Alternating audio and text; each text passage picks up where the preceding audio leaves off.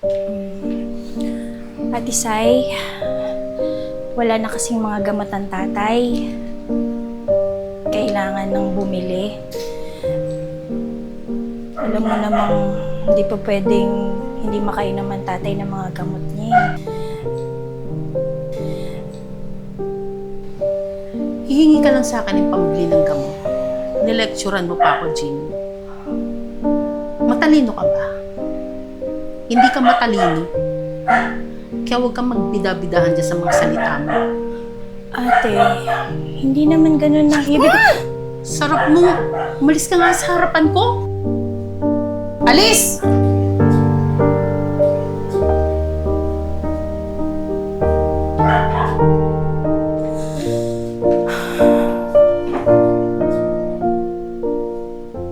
Te, okay ka lang ba? Anong nangyari? Nagtalo ba kanya Ate Sai? Naku, Bunso, hindi. Wala yun. Humingi lang naman kasi ako ng pambili ng gamot kay Ate Sai kasi wala nang inumin ng gamot ng tatay. Ganun ba? Sige, ako na lang bibili. Ano yung reseta? Talaga, Bunso? Salamat ha. O, ito yung reseta niya. Sige, ate. Anong bala?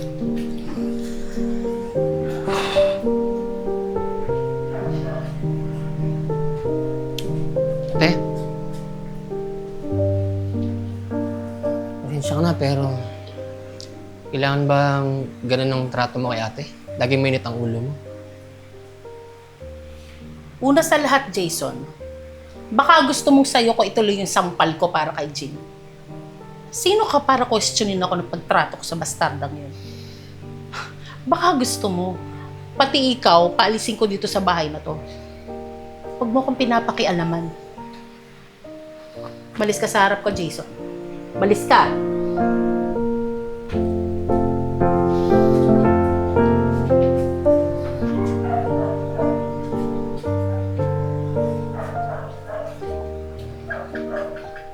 Ay, nako. Yan ang sinasabi ko sa iyo eh. Pag nalaman ni ate sa yan, yari ka doon. Wala kang ang trabaho nang buntis ka pa ng ibang babae. Ano magagawa ko? Wala ka namang hindi ko panagutan yung bata. Ayos ka din naman eh, no? Ang laki na nga ng gastos natin dito sa bahay kay tatay. Si nanay naman kasi, bumalik-balik pa kay tatay. Ayun tuloy. Tagal na nating cargo si tatay. Doyen, Ryan, alam kong hindi na natin maibabalik pa ang nakaraan. At alam ko rin na malaki ang pagkakasala ng nanay ko sa inyo. Pero pinapangako ko, hanggang sa huli, andito ako para kay tatay. Ba, dapat lang. Nagpakasasang ina mo sa pera ng tatay. Na dapat ay amin lang. Kaya pagsilbihan mo sa tatay. At lalong-lalo na pagsilbihan mo kaming lahat. At yung ginagawa mo sa pamilyang to, kulang pa yan. Magandang gabi po. Oh, may hinihintay ba kayong parcel? Delivery boy ka ba? Ate, hindi po siya delivery boy. Pasensya na kung bigla siyang dumating. Ako nga po pala si Nick. Nobyo ni Jing. Ano? Nobyo? Seryoso ka ba? Ito, nobya mo? Pwede ba? Kung maglalandian kayo, dun kayo sa labas. Huwag kayo dito sa pamamahay namin. Ika, Ate Sai. Hayaan mo na. Baka namang pwede natin silang bigyan ng pagkakataon na magsama. Kapatid din naman natin siya, di ba? Okay lang yun. Toyin, ginagawa mo? Kinukonsinti mo tong si Jing? Hoy, huwag mo nang pipigilan na kung ayaw mo imaging kita kay Ate Sai. Oo nga naman, Ate Sai. Tama si Doyen. Pre! Tuloy kayo! Sige! Buka na dito. Usap kayo ni Jing, ha? Mukhang na-miss niyo ang isa't isa, eh.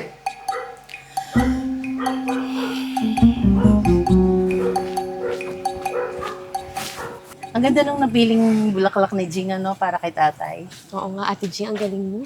Thank you. Siyempre, para kay tatay. Oh, ano bang gusto mong iluto kong ulam ngayon? Ikaw na bahala, Ate Sai. Ano nga ang paborito mo? Alam mo na yun. Ano nga? Adobong baboy. Ah, sige. Adobong baboy. Okay ba sa inyo yun? Pwede. Bilis Sarap na at yun. magluluto pa ako para kay Jing. Ay, excited na ako. Thank you, Ate Sai.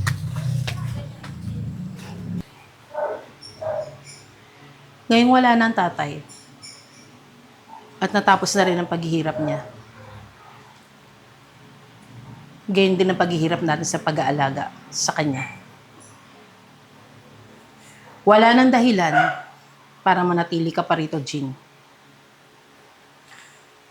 Tapos na ang mga obligasyon mo dito.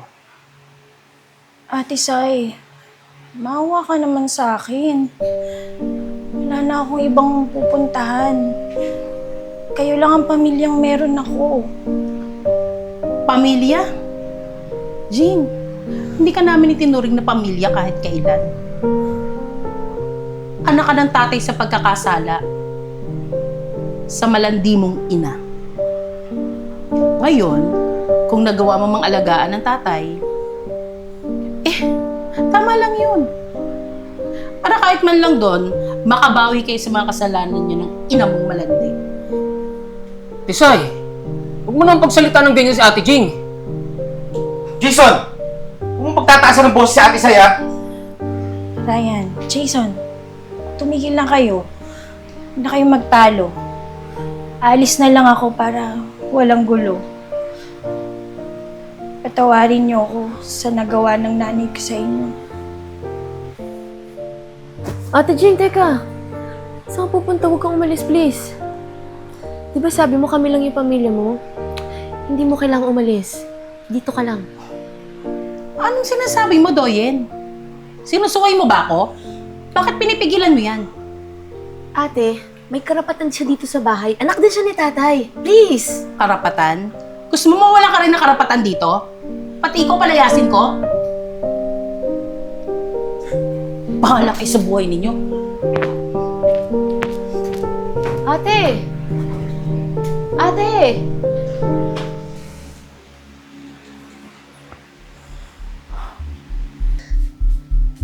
Ate! Umalis ka sa harap ko, Doyen. Tatamaan ka talaga. Ate, pakinggan mo muna ako, please. Convincing bang acting ko kanina? Ano? So, ibig mo sabihin, hindi totoo yung mga sinabi mo kanina? Siyempre! Nagawa ko lang yun kasi kinukuha ko yung loob ni Jing. At hindi pa ako tapos sa pampupisit sa kanya. Magaling kang bruha ka. Kuhang-kuha mo ngit-ngit ko kanina. Gusto ko yan. Ano ba plano mo? Agawin ko si Mick sa kanya. Hindi ako titigil hanggat hindi ko naaagaw si Mick sa kanya. Sige, susuportahan kita dyan. Siyempre, ako pa ba? Akala ko totoo na eh. Ito naman. Saan tayo doon?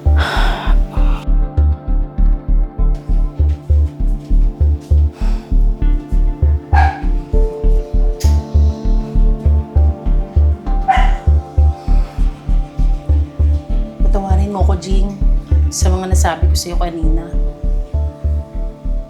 Napakawalang puso ko naman para bigla-bigla ko nalang paalisin dito. Katapos ng mga nagawa mo para sa pamilyang to, lalong-lalo na kay tatay. I'm sorry. Huwag ka mag-alala. Pwede ka magstay dito kahit kailan na gustuhin mo.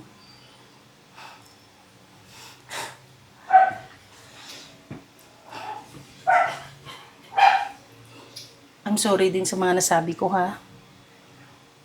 Hindi naman totoo na hindi pamilya ang turing ko sa'yo. Naming lahat.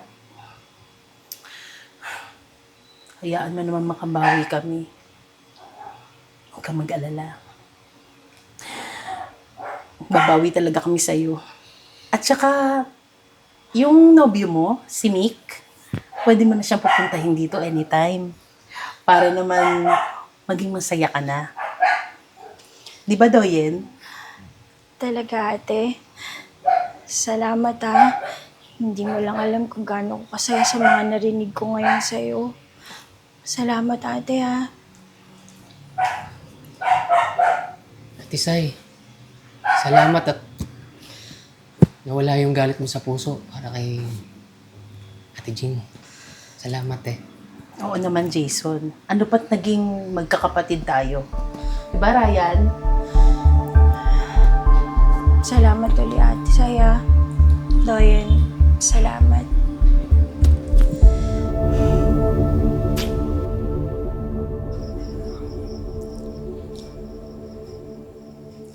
Dayan, Oh, Mick, padalaw ka. bisahin ko sana si Jing. Ako, pagkakalam ko wala si Ate Jing eh. Upo ka. Ganun ba? Ang hirap kasi wala siyang cellphone. Babalik na lang ako bukas. Hindi. Babalik yun, maya-maya, dyan na yun. Sige, upo ka. Pwede naman tayo mag-usap habang wala si Ate Jing eh.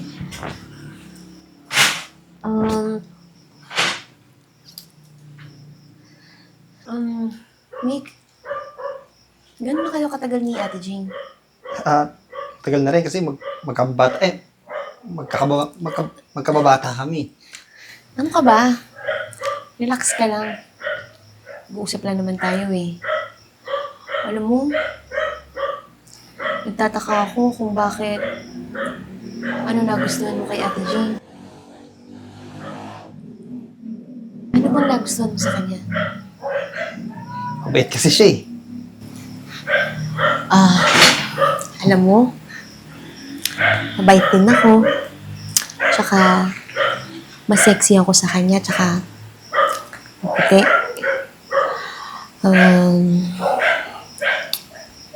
Gusto ko sanang mapalapit sa'yo eh. Unang kita ko pa lang sa'yo. Gusto na kita. Huwag kang mag-alala. Hindi naman malalaman ni Ate Jing yun. Tayong dalawa lang nakakaalam.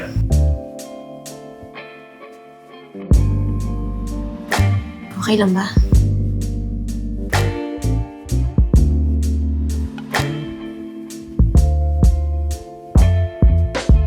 Okay lang yan.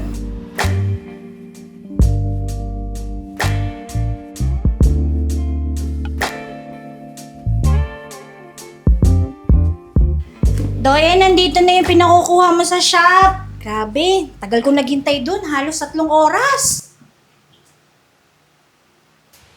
Sige, Jane, pasok ka. Sige. Ay, nakakapagod. Mick? Doyen? Ano ibig sabihin nito? Jing, papaliwanag ako. Anong dapat ipaliwanag? Ayan o, ang liwanag na. May relasyon si Doyen at si Nick. Jing, pakinggan mo ako. Patawarin mo ako. Tinukso lang ako. Ikaw ang mahal ko, alam mo yan. Maniwala ka. Anong mahal-mahal? Panagutan mo ang kapatid ko.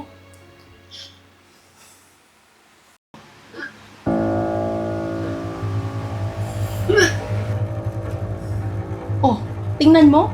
Binuntis mo pa? O ano, Jing? Ay kipag-agawang ka pa sa kapatid mo? Ha? Ipaglalaban mo pa tong lalaking to? Salito ako. Panagutan mo si Doyen. Kalimutan mo na lang ako.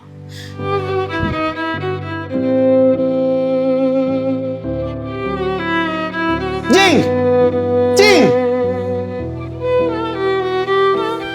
Teka lang, saan ka pupunta? Baka hindi mo alam. Kayang-kaya kitang ipakulong. Kaya wag na wag mong tatakasan ng kapatid ko. Tandaan mo yan. Tumigil ka.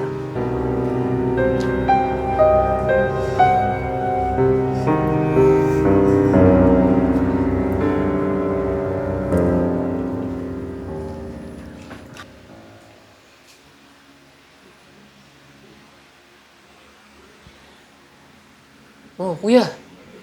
Bakit may dala kang baby? Kaninong anak yan?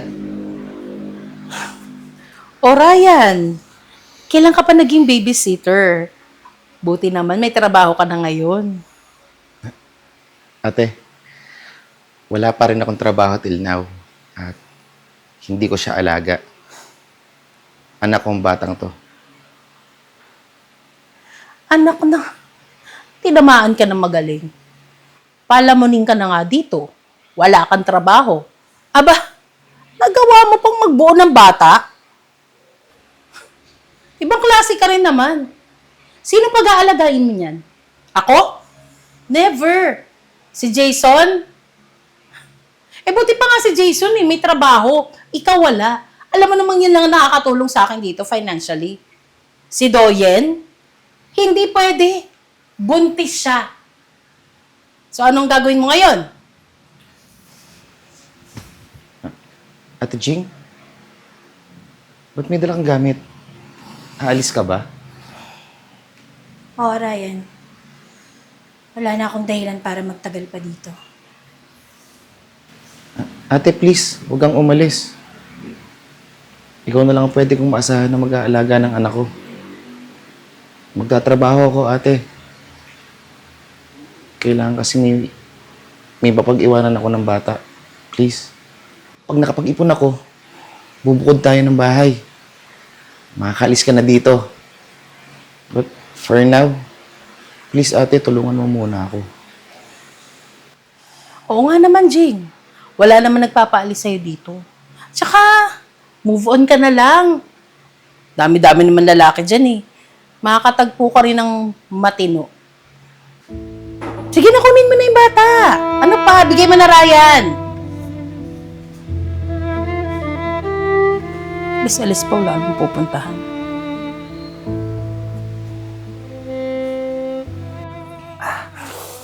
Ayun na nga bang sinasabi ko eh. Tinan mo tuloy nangyari sa'yo.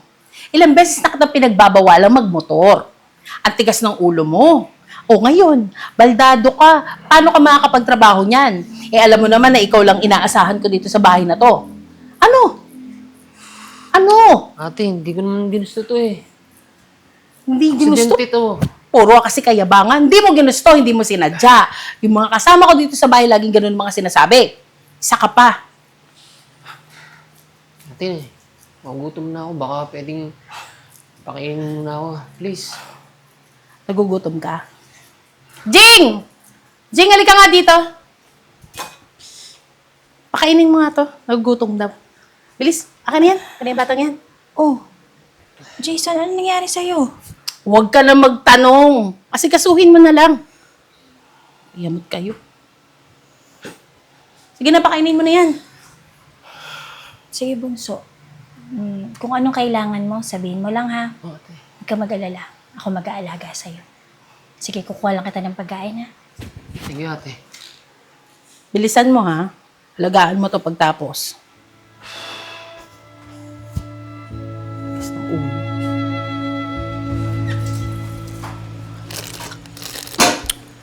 Ito lang ulam, tas puro bahaw. Ba? Ang kapal naman ng mukha mo para magreklamo. Bakit? May binibigay ka bang sweldo sa akin? Ultimo nga pagpapacheck up ng anak mo, hindi mo ako mabigyan eh. Bakit? Ikaw naman may gusto niyan, di ba?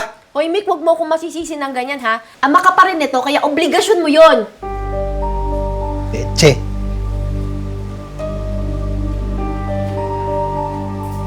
Hoy, hindi pa tayo tapos mag-usap! Mick!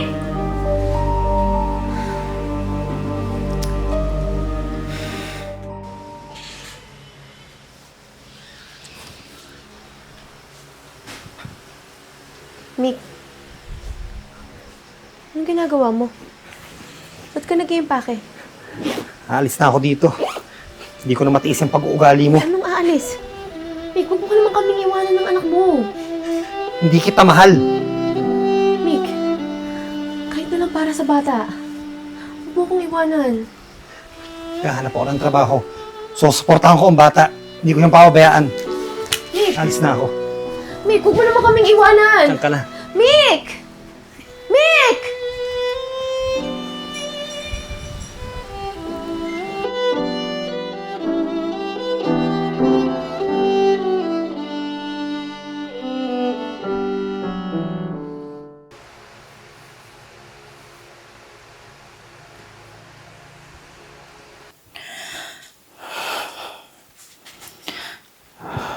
O, Toyin. Ilang araw ka na hindi kumakain. Ito, dinalan kita ng pagkain mo. Kailangan mo magpalakas para sa anak mo.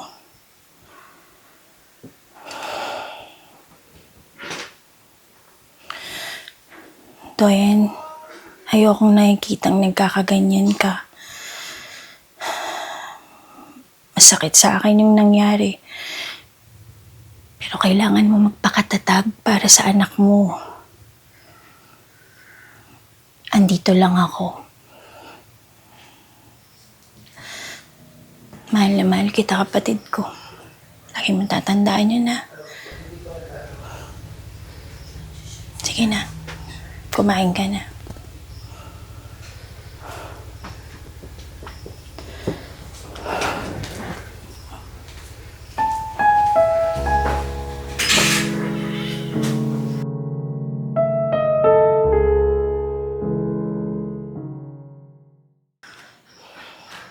Jing, sumama ka na sa akin.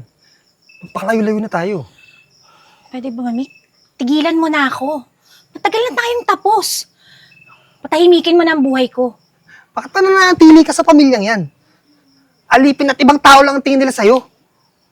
Pamilya ko sila. Mahalaga sila sa akin.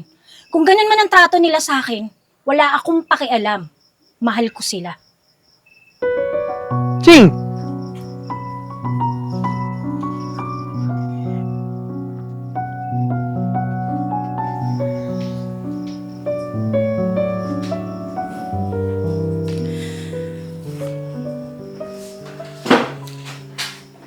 Ate Sai, kailangan mo ba ng kausap? Hindi. Gusto ko mapag-isa. Alam mo, Ate Sai, sa mga ganitong pagkakataon, mas nakakagaan sa pakiramdam kung meron kang napapagsabihan ng bigat ng kalooban mo. Handa naman akong makinig at damayan ka, Ate Sai. Alam mo, Jing, madalas papaisip ako. Paano mo nakakayanan lahat-lahat ng mga ginagawa namin sa'yo? Hindi ka ba nasasaktan? Hindi na ako nasasaktan, Ate Sai. Kasi, durog na ako eh. Hindi ko na nga magawang magalit o malungkot. Alam mo, ano lang nasa isip ko ngayon? Hindi ko kayo kayang iwan, lalo na sa ganitong sitwasyon.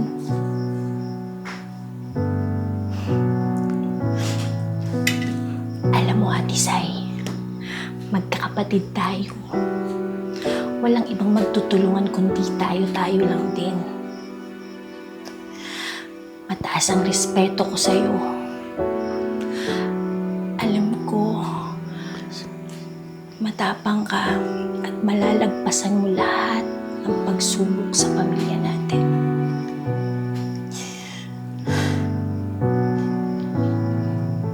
Hindi ko alam kung paano ako magsisimula, Jing. Kung paano ako makakabawi sa'yo. Yung ginawa namin sa'yo ni Doyen, di ba? Pakabigat naman. Paano mo kami mapapatawad? Kalimutan mo na yun, Ate Sai. Ate Jing,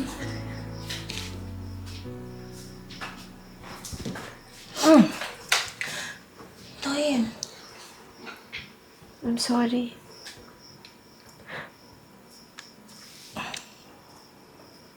Patawarin mo ako sa lahat-lahat na nagawa ko sa iyong pagkakamali. Wala yun. Ano ka ba naman? Mahal kita. Kapatid kita eh. Kalimutan mo yung nangyari noon, ha?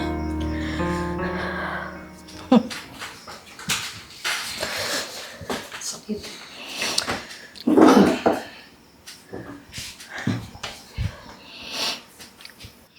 Salamat sa Diyos at dinig ng Panginoon yung lahi kong dasal na magkasundo-sundo tayo magkakapatid. Alam nyo, naging blessing in disguise lahat na nangyari sa pamilya natin. Naging mas bukas sa mga puso natin. Gawa ng kabutihan ni Ate Jean. Ate Sai, mga kapatid ko, kalimutan na natin yung mga masasakit na nangyari noon. Ang buting gawin natin, mag-umpisa tayo uli ng mas matatag at masaya. Salamat, Jing. Maling-mali kami na ikaw ang pinanagot namin sa mga naging kasalanan ni tatay. Maling-mali kami. Magsisimula tayo ulit, di ba? Sigurado, tutuwa si nanay at tatay kung nasan man sila ngayon.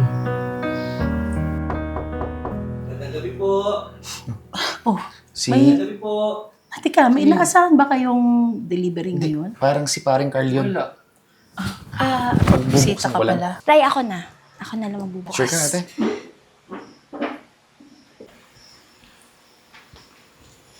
Hi. Ikaw ba yung iniintay ni Raya na bisita niya? Oo. Carl nga pala. Jing.